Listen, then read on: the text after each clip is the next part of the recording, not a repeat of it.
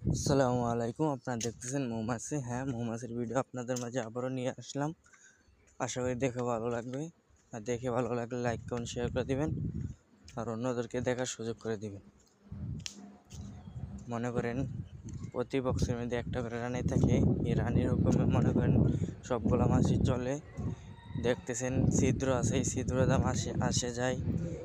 এখন মনে করেন গরম, তার জন্য মাছি বাইরে বৈশা লইছে। আশা করি দেখে ভালোই লাগবে। এই যে কত সুন্দর মাছি। আর যারা আমার ইউটিউব চ্যানেলটাকে সাবস্ক্রাইব করেন নাই, অতি তাড়াতাড়ি ফটাফট সাবস্ক্রাইব করে দিবেন।